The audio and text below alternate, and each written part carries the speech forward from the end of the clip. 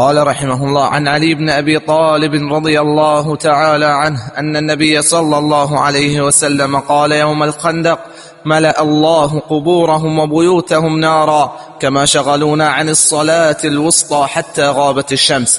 وفي لفظ لمسلم: شغلونا عن الصلاة الوسطى صلاة العصر ثم صلاها بين المغرب والعشاء. وله عن عبد الله بن مسعود قال: حبس المشركون رسول الله صلى الله عليه وسلم عن صلاة العصر حتى احمرت الشمس أو اصفرت. قال: فقال رسول الله صلى الله عليه وسلم: شغلونا عن الصلاة الوسطى صلاة العصر ملأ الله أجوافهم وقبورهم نارا. أو قال: حشى الله أجوافهم وقبورهم نارا. احسن، تبارک اللہ فیک۔ اس حدیث کا موضوع یہ ہے کہ اگر کوئی نماز فوت ہو جائے تو اس کی قضاء کے کیا احکام ہیں۔ ویسے نماز فوت نہیں ہونی چاہیے، نماز کے فوت ہونے کے دو عذر ہیں، یا تو آپ سو گئے اٹھ نہیں سکے، اور یا نماز پڑھنا بھول گئے، یہ دو عذر۔ رسول اللہ صلی اللہ علیہ وسلم کا فرمان ہے: من نام عن الصلاة او نسیها فلیصلیها اذا استيقظ او اذا ذکرها او کما قال، کہ جو شخص نماز سے سویا رہے، اٹھ نہیں سکا، نیند غالب آ گئی، یا اس کو نماز بھول گئی، تو فرمایا کہ وہ نماز کب پڑھے؟ جیسے ہی بیدار ہوا نماز پڑھ لے، جیسے اس کو یاد آ گئی فوراً نماز پڑھ لے، اور پھر لیٹ نہ کرے۔ اگر سو گیا اور نماز رہ گئی اور قضا ہو گئی تو اٹھنے کے بعد اس کو لیٹ نہ کرے، فوراً ادا کر لے، اور اگر بھول گیا تو جب یاد آئے تو یاد آتے ہی ادا کر لے۔ یہ دو عذر نماز کے جو ہیں وہ شریعت نے قابل قبول قرار دیے ہیں، یا پھر ایسا عذر جس کا اس حدیث میں ذکر آ رہا ہے، ایسی کیفیت بن جائے اور ایسی حالت بن جائے۔ حدیث کیا ہے؟ اس کے راوی امیر المومنین جناب علی بن ابی طالب رضی اللہ عنہ ہیں، فرماتے ہیں کہ ان النبی صلی اللہ علیہ وسلم قال یوم الخندق، رسول اللہ صلی اللہ علیہ وسلم نے جنگ خندق والے دن فرمایا تھا: ملأ اللہ قبورهم وبیوتهم نارا کما شغلونا عن الصلاة الوسطى حتى غابت الشمس۔ اللہ تعالیٰ ان کی قبروں کو، یعنی مشرکین کی قبروں کو اور ان کے گھروں کو بھر دے آگ سے۔ مالا اللہ تعالیٰ بھر دے قبورہم، ان کی قبروں کو، وبیوتہم، اور ان کے گھروں کو، نارا، جہنم کی آگ سے، کما شغلونا عن الصلاۃ الوسطی، کہ جس طرح انہوں نے ہمیں صلاۃ وسطیٰ سے غافل کر دیا۔ صلاۃ وسطیٰ سے مراد عصر کی نماز، عصر کی نماز سے غافل کر دیا اور ہم پڑھ نہیں سکے، حتی غابت الشمس، حتیٰ کہ سورج غروب ہو گیا، یعنی عصر کی نماز نہیں پڑھ سکے اور خندق کھودتے رہے حتیٰ کہ سورج غروب ہو گیا۔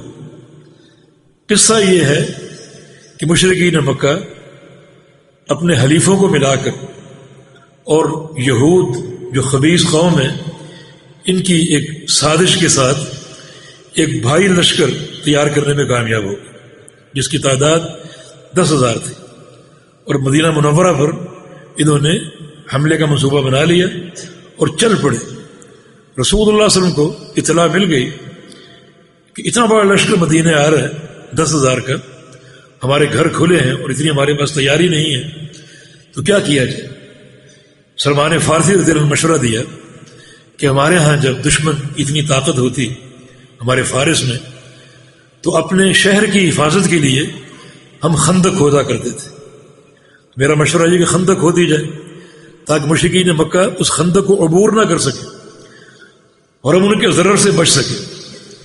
اس رائے کو پسند کیا گیا تو رسول اللہ صلی اللہ علیہ وسلم اور صحابہ کرام خندق کھودنے میں مصروف ہو گئے، اور خندق کے بارے میں طے کیا گیا کہ اس کی گہرائی 7 ہاتھ ہوگی، 7 ہاتھ، تاکہ اندر سے کوئی جا کر باہر کو نکل نہ سکے، اور چوڑائی اس کی اتنی ہو کہ کوئی چھلانگ لگا کر یا گھوڑے کی چھلانگ سے بھی اس کو عبور نہ کر سکے۔ چنانچہ اس خندق کو کھودنا شروع کیا گیا۔ دشمن کی آمد کی اطلاع تھی اور معاملہ بڑا ہی گمبھیر اور نازک تھا اور حساس تھا، تو اس قدر مشغول رہے خندق کھودنے میں مسلسل اور مستقل کہ عصر کی نماز کا خیال نہ رہا، حتیٰ کہ خندق کھودتے کھودتے سورج غروب ہو گیا۔ تو یہ اس حدیث کی طرف اشارہ ہے۔ مشرکین مکہ جب پہنچے وہ تو پوری آب و تاب سے آئے کہ ہم ان کی اینٹ سے اینٹ بجا دیں گے، لیکن جب انہوں نے خندق دیکھی تو حیران و پریشان ہو گیا، یہ کیا معاملہ، یہ تیاری انہوں نے کیسے کر لی؟ اللہ تعالیٰ نے ان کے مکر کو ناکام بنایا، انہوں نے محاصرہ کیا اور بہت پاپڑ بیلے۔ مدینے کے شمالی حصے پر خندق کھودی گئی، باقی چاروں طرف پہاڑ تھے، بہت انہوں نے کوشش کی کسی طرح داخل ہونے کی، لیکن داخل نہ ہو سکے۔ 20-22 دن یہ محاصرہ رہا اور پھر اللہ کی مدد آ گئی۔ رسول اللہ صلی اللہ علیہ وسلم کا فرمان ہے، نصرت بالصبا واہلکت عاد بالدبور، اللہ تعالیٰ نے میری مدد صبا ہوا کے ساتھ کی ہے اور عاد کو دبور ہوا سے تباہ کیا تھا۔ میری مدد صبا ہوا سے ہوئی، چنانچہ یہ ہوا چلی اتنی تیز کہ آندھی کی شکل بن گئی اور کفار کے خیمے اکھڑ گئے، ان کے حوصلے پست ہو گئے اور اپنے مال و اسباب چھوڑ کر وہ وہاں سے بھاگ گئے۔ اسلام کی شان و شوکت عیاں ہو گئی اور رسول اللہ صلی اللہ علیہ وسلم نے فرمایا کہ الآن نغزوہم ولا یغزون، آج کے بعد ان مشرکین مکہ سے جو بھی جنگ ہوگی ان کے محلے میں ہوگی، اب انہیں ہمت نہیں ہوگی کہ کبھی ہمارے شہر پہ آ کر حملہ کرے اور ہم سے جنگ کرے۔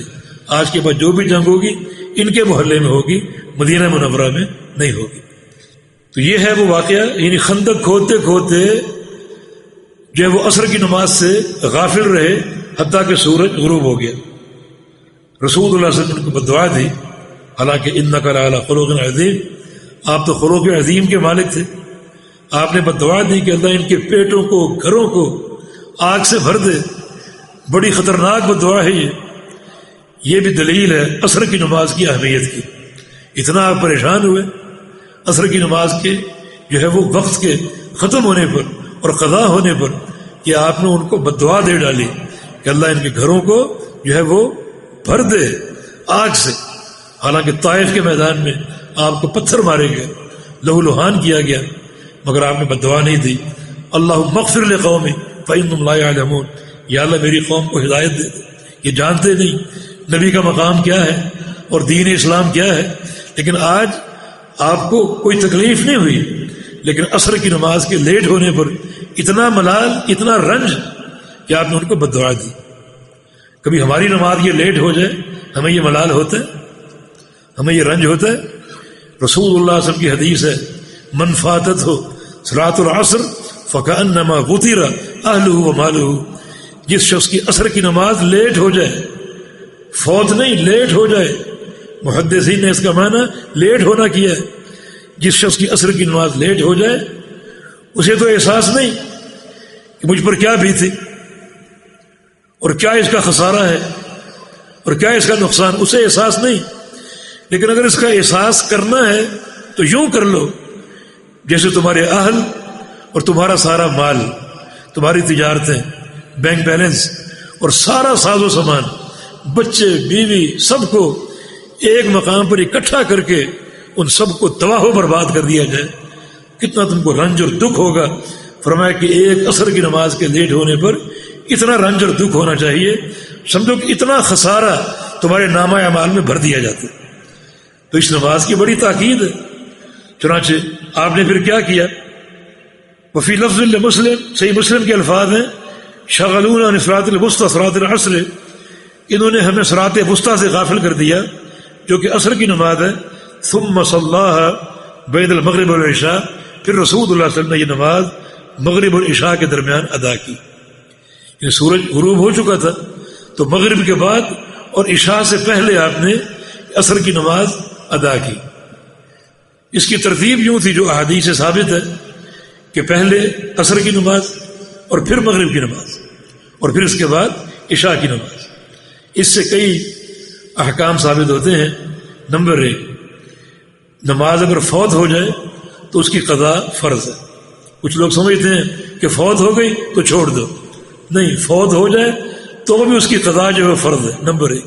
نمبر 2، نماز کی ادائیگی جو ہے، اگر نمازیں فوت ہو گئیں تو ادائیگی ترتیب پر ہوگی. حالانکہ مغرب کا وقت ہو چکا تھا، لیکن رسول اللہ علیہ وسلم نے پہلے فوت شدہ نماز عصر کی ادا کی اور پھر آپ صلی اللہ علیہ وسلم نے مغرب کی نماز جو ہے وہ ادا فرمائی، اور عصر کی نماز بھی آپ نے باجماعت پڑھائی. اس کا معنی یہ ہوگا کہ فوت شدہ نماز باجماعت ادا ہوگی. ایک دفعہ نبی علیہ السلام کی فجر کی نماز بھی اس طرح جو ہے وہ قضا ہو گئی. سورج طلوع ہو گیا اور آپ سوئے رہے. بلال کی ڈیوٹی لگائی تھی ہمیں اٹھا دینا، بلال بھی سو گئے. چنانچہ سورج کے طلوع ہونے کے بعد آپ اٹھے، جگہ تبدیل کی کہ یہاں شیطان کا غلبہ تھا، اور پھر آپ نے تھوڑا سا آگے جا کر وضو کیا، صحابہ نے کیا، اور آپ نے پہلے سنتیں ادا کی اور پھر فجر کے جو فرض ہیں وہ باجماعت آپ نے ادا کروائے. وَلَهُ عن عبد اللہ بن مسعود، اور صحیح مسلم ہی میں جناب عبداللہ بن مسعود رضی اللہ عنہ کی روایت ہے، فرماتے ہیں کہ حبس المشرکون رسول اللہ صلی اللہ علیہ وسلم عن صلاۃ العصر، مشرکین مکہ نے رسول اللہ علیہ وسلم کو عصر کی نماز سے روک دیا. حبس بمعنی منع، روک دیا. روکنے کا معنی یہ کہ اس قدر یعنی ان کی آمد کا جو خبر تھی وہ آ رہی تھی، اور چونکہ مدینہ بالکل کھلا تھا اور لشکر ان کا بہت بڑا تھا اور خندق کھودنا ضروری تھا ان کے پہنچنے سے پہلے، چنانچہ خندق کھودنے میں مشغول تھے. یہ روکنے کا معنی ہے. حتی احمرت الشمس اب اصفرت، اتنی تاخیر ہو گئی کہ سورج سرخ ہو گیا یا زرد ہو گیا. یہ سورج جب غروب ہونے کے قریب ہو تو پہلے سرخ ہوتا ہے پھر زرد ہوتا ہے، تو سورج میں جو ہے وہ سرخی یا زردی پیدا ہو گئی، ابھی غروب نہیں ہوا تھا، اتنی تاخیر ہو چکی تھی. فقال رسول اللہ صلی اللہ علیہ وسلم شاغلونا عن صلاۃ الوسطی صلاۃ العصر، ان مشرکین نے ہمیں غافل کر دیا صلاۃ وسطی سے جو کہ عصر کی نماز ہے. ملا اللہ اجوافہم وقبورہم نارا، اللہ ان کے پیٹوں کو، اجواف جوف ان کی جمع، جوف کا معنی پیٹ، وقبور قبر کی جمع قبر، اللہ ان کے پیٹوں کو اور ان کے قبروں کو نارن آگ سے بھر دے. ملا اللہ، اللہ تعالیٰ بھر دے ان کے پیٹوں کو اور ان کی قبروں کو آگ سے. او قال، یا آپ نے فرمایا حش اللہ، حشا کا معنی بھی وہی مالا یعنی بھر دینا، اللہ بھر دے اجوافہم ان کے پیٹوں کو، وقبورہم اور ان کی قبروں کو نارن آگ سے. یا تھوڑا سا اشکال ہے، پیچھے جو حدیث گزری ہے اس میں عصر کی نماز لیٹ ہوئی حتیٰ کہ سورج غروب ہو گیا، اور یہ جو حدیث ابن مسعود کی ہے اس میں یہ کہ عصر کی نماز لیٹ ہوئی حتیٰ کہ سورج موجود تھا، غروب نہیں ہوا، زرد یا سرخ ہو گیا. یہ تھوڑا سا تعارض اور ایک تضاد حدیثوں میں آ رہا ہے، لیکن یہ تعارض نہیں ہے، کیونکہ خندق جو کھودی تھی وہ ایک دن میں پوری نہیں ہو گئی تھی، اس میں کئی دن لگے تھے.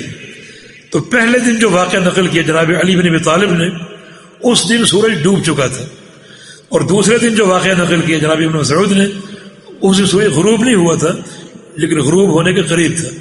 تو یہ تعارض نہیں ہے، بلکہ ہر صحابی نے جو دیکھا وہ بیان کر دیا.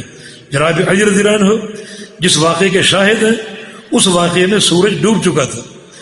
خندق ایک مقام پر نہیں کھودی جا رہے تھے کہ سب ایک مقام پر اکٹھے ہوتے، خندق بڑی طویل تھی، کوئی یہاں ہے اور کوئی 2 فرلانگ کے فاصلے پر ہے، تو نماز اپنی اپنی جگہ پر پڑھ رہے تھے صحابہ کرام.